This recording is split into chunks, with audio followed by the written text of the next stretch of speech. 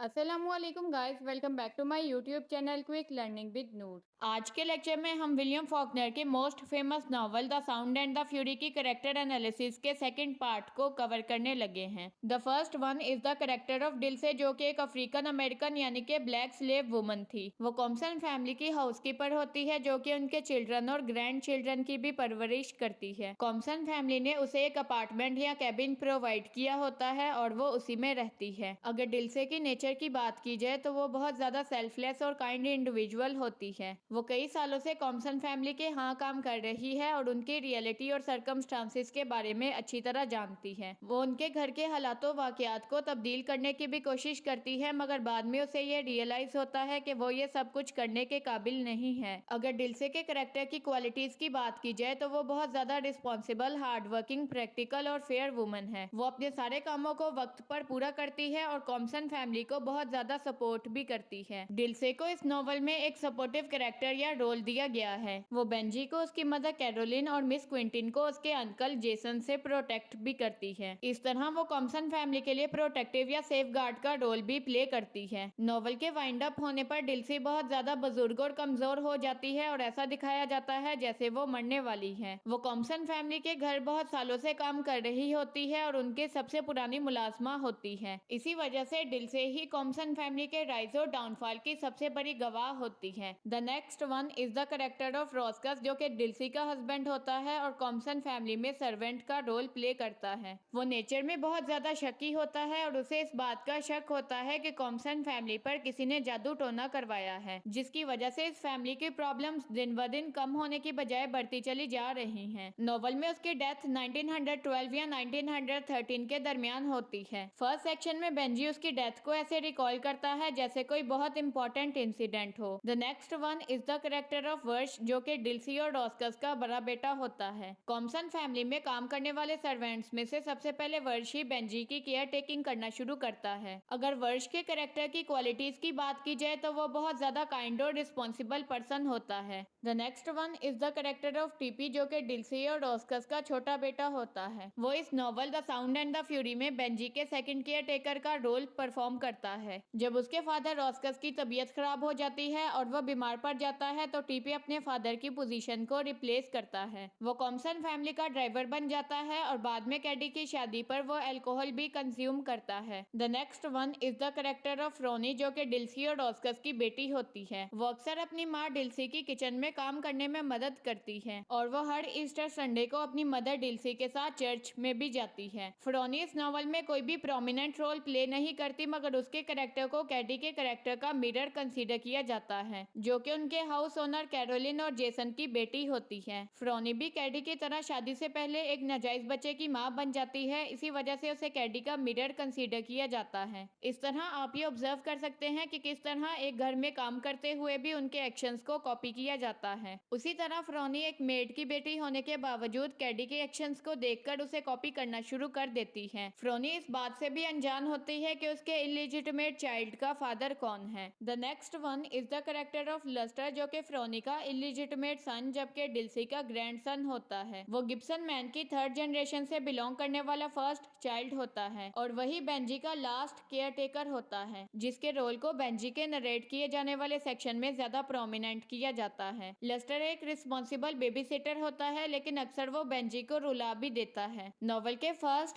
Section में ये बताया जाता है कि वो क्वार्टर की तलाश में होता है ताकि वो सर्कस जा सके। अगर अफ्रीकन अमेरिकन फैमिली यानी कि ब्लैक स्लेव्स की बात करें तो उनमें डिल्सी मदर जबकि रॉस्कस फादर का रोल प्ले करता है। उनके 3 बच्चे होते हैं, जिनमें बेटों का नाम वर्श और टीपी जबकि बेटी का नाम फ्रोनी होता है। फ्रोनी शादी से पहले ही अपनी वर्जिनिटी को लूज कर देती है और वो लस्टर की माँ बन जाती है, मगर उसे एग्जैक्टली ये भी पता नहीं होता कि लस्टर का फादर कौन है। वर्श बेंजी के first caretaker, TP second, जबकि लस्टर लास्ट केयर टेकर का रोल प्ले करता है। The next one is the character of Dalton Ames, जो कि टाउन बॉय होने के साथ साथ कैडी का इनडिफरेंट लवर होता है। कैडी डेल्टन एमिस के साथ ही अपनी वर्जिनिटी को लूज कर देती है और बाद में मिस क्विंटिन की मदर बन जाती है। डेल्टन एमिस ही मिस क्विंटिन का रियल फादर होता है, मगर मिस क्विंटिन को कभी भी इस हकीकत के बारे में कुछ भी नहीं बताया जाता। जब कैडी के एल्डर ब्रदर क्विंटिन कॉम्सन को इस बात का पता चलता है कि कैडी डेल्टन एमिस की वजह से ही प्रेग्नेंट हुई है, तो वो डेल्टन एमिस के साथ लड़ने के लिए उसे अपने पास बुलाता है, मगर डाल्टन एमिस की ये सोच होती है कि उसे कैडी के बड़े भाई के साथ लड़ाई नहीं करनी चाहिए। जब क्विंटिन थॉम्सन अपनी यंगर सिस्टर कैडी से ये पूछता है कि क्या वो डाल्टन एमिस से प्यार करती है तो वो इनकार कर देती है, मगर बाद में कैडी को ये रियलाइज होता है कि वो जब भी डाल्टन एमिस का नाम सुनती है तो उसका दिल जोर जोर से धड़कना शुरू कर देता है। The next one is the character of Herbert head, जिसका पूरा नाम सिडनी हर्बर्ट हेड होता है। वो एक मालदार बैंकर होने के साथ साथ एक कामयाब बिजनेसमैन भी होता है। वो इस नॉवल में कैडी के हस्बैंड का रोल प्ले करता है और कैडी से शादी करते हुए जेसन से ये वादा करता है कि वो इसे बैंक में अच्छी नौकरी दिलवाएगा। वो कैडी के बड़े भाई क्विंटिन से भी दोस्ती करने की कोशिश करता है, मगर क्विंटिन हमेशा उससे बदतमीजी से बात करता है, क्योंकि क्विंटिन हर्बर्ट हेड को बिल्कुल भी पसंद नहीं करता और उसे हर वक्त लड़ाई झगड़ा करता रहता है। जब उसे ये पता चलता है कि कैडी एक नाजायज बच्चे की मां बनने वाली है जिसका उससे कोई भी ताल्लुक नहीं है, तो हर्बर्ट हेड कैडी को डाइवोर्स दे देता है और इसी वजह से जेसन के हाथ से बैंक की अच्छी नौकरी भी निकल जाती है और वो सारा बदला मिस क्विंटिन से लेता है। The second last character from the novel the sound and the fury is Shreve. वो क्विंटिन थॉम्सन के साथ हार्वर्ड यूनिवर्सिटी में ही पढ़ता होता है और यूनिवर्सिटी के हॉस्टल में क्विंटिन का रूममेट भी होता है। जिस तरह क्विंटिन अमेरिका से बिलोंग करता है और अपनी एजुकेशन को कंप्लीट करने के लिए हार्वर्ड यूनिवर्सिटी आता है, उसी तरह शरीफ भी कनाडा से बिलोंग करता है और अपनी एजुकेशन को कंप्लीट करने के लिए अपने घर वालों को छोड़कर यहाँ आता है। जब क्विंटिन कैडी की इनलिजिटिमेट प्रेगनेंसी के बाद स्ट्रेंजली बिहेव करना शुरू कर देता है तो शरीफ को इसकी फिक्र होना शुरू हो जाती है, मगर उसे इस बारे में बिल्कुल भी इल्म नहीं होता कि क्विंटिन सुसाइड करने के बारे में सोच रहा है। The last character from the novel the sound and the fury is a man with a red tie. इस कैरेक्टर को कोई भी नाम नहीं दिया गया क्योंकि नॉवल में कोई भी कैरेक्टर इसके बारे में कुछ भी नहीं जानता, सिवाय इसके कि वो एक आदमी होता है और उसने रेड कलर की टाई पहनी होती है। इसी वजह से उसे a man with the red tie का नाम दिया गया है। मिस क्विंटिन अपने अंकल जेसन से बदला लेते हुए जुए से कमाए गए उसके सारे पैसों को चुरा लेती है और a man with the red tie के साथ अपने घर से भाग जाती है। वो आदमी इस टाउन में सिर्फ एक ट्रैवलिंग शो के पर्पज से आया होता है और टाउन में भी कोई उसके बारे में कुछ भी नहीं जानता। प्रीवियस और आज के लेक्चर में हमने नॉवल के मोस्ट इंपोर्टेंट मेजर और माइनर कैरेक्टर्स को डिटेल से कवर कर लिया है। आई होप आज का लेक्चर आपके लिए काफी ज्यादा इन्फॉर्मेटिव रहा होगा। वीडियो में यूज होने वाले तमाम नोट्स के PDF का लिंक नीचे डिस्क्रिप्शन में प्रोवाइडेड है। The link is also pinned in the comment section, so please